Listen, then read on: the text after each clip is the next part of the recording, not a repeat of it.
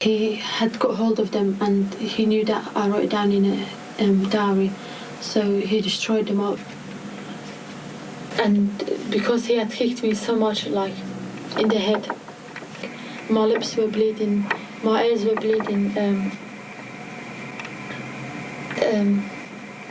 and he had, like, twisted my hand really strongly. That so one of the bones, it has, like, stand out from my other wrist. From then, I couldn't remember things so good, like.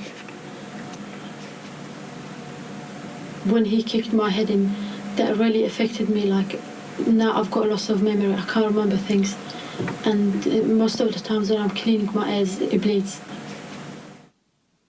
That's only one example out of many, many occasions when he was either physically or sexually abusive towards her.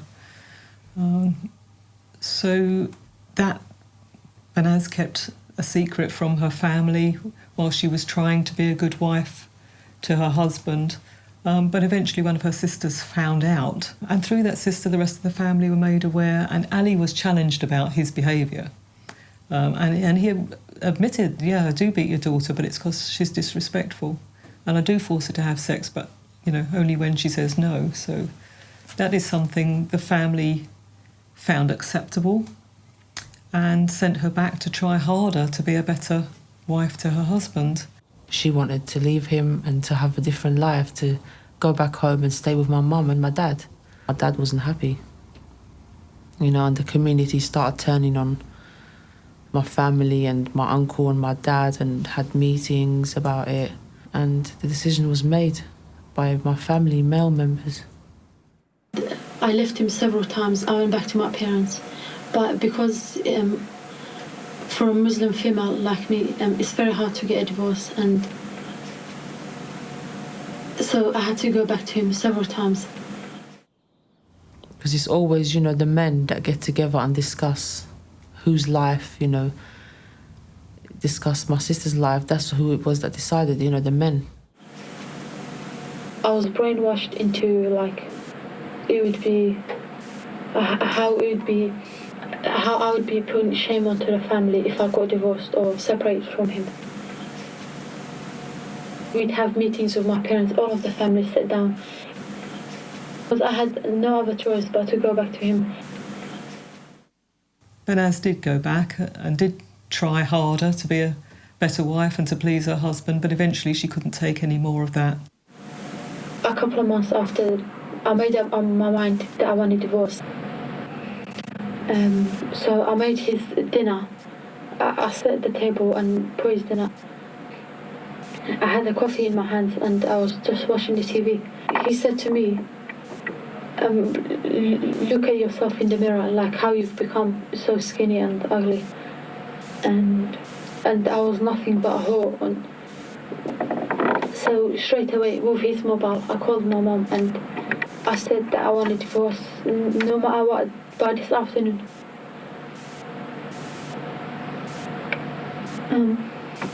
I was really angry, shouting down the phone. And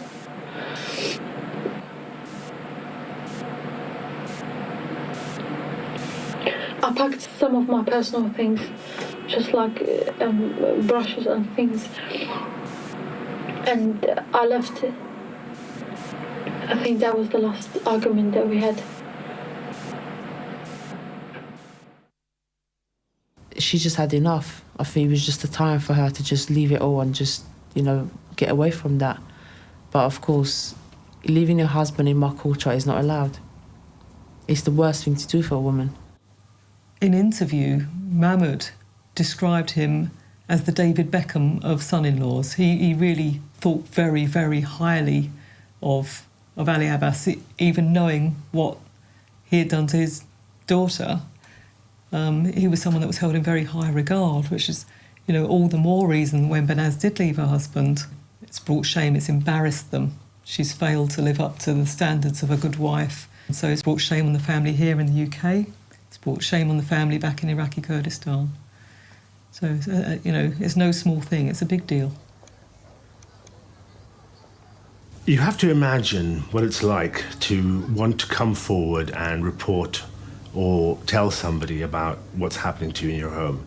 Everything that you knew and everything that you loved will have to be given up the moment you report this to somebody. Everything, your family, your friends, where you grew up, all the people around you.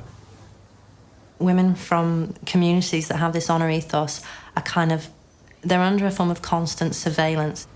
It's the eyes of the community, it's the young men of the community that are looking for them, that are keeping an eye out for any behaviour that's untoward, and that they're feeding this back constantly into the family. And it's this kind of constant surveillance that women get used to.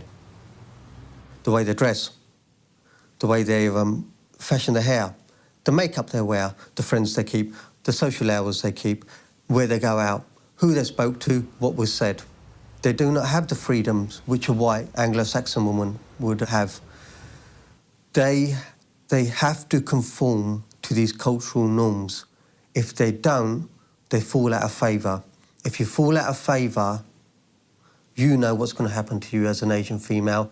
Men ain't going to go against the system. Why would they? They get fed, they get looked after, they get sexual intercourse when they want it. They got everything on the table for them. I've certainly seen lots of young people who I thought would be really enlightened and really educated actually do hold these views. And I've tried to think about why that might be, and a lot of them are really confused. There's an identity crisis here. They feel they don't belong, and they think that they need to be traditional Pakistani or traditional Middle Eastern to give them an identity, and with that comes the customs that those areas used to have. One boy told me that he wanted me to realise what he was feeling, and he said, yeah, man is a piece of gold and woman is a piece of silk, and if you drop a piece of gold in mud, you can wipe it clean, but if you drop a piece of silk in mud, it's stained forever. And his perception of women was that they're tainted. They are forever tainted. They think that allowing girls their own choices is somehow diminishing the honour of the family.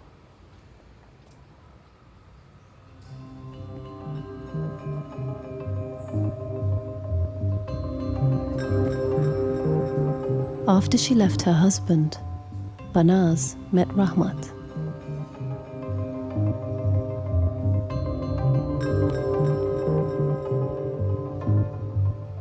I think Benaz suddenly found a lot of freedom and a lot of joy and a lot of pleasure in meeting Rahmat. Originally, theirs was just a friendship. They started to see each other and it developed into a full-blown relationship.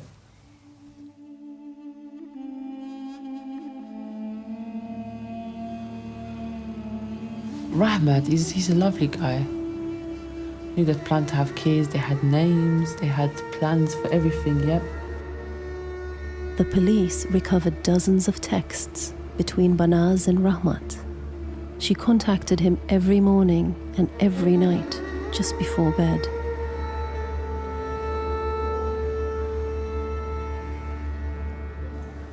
After Banaz left her husband, she was worried that men were following her in the street, and she felt that they had been sent by her husband. I recognised my face, and he hasn't come to my house ever, but I've seen him on occasions on weddings and that. And even now when I go out, I mean, one guy, as soon as I came out of the house, he was following me with a car. I heard someone calling my name in my language. So I turned around and he told me that he should give me a lift and I should go into his car. And I said no and just put my head down and keep walking. So that day he was just following me. People following me. Or still now they follow me. And that was the main reason that I came to the police station. Okay. That in the future or at any time, if anything happens to me, it's them.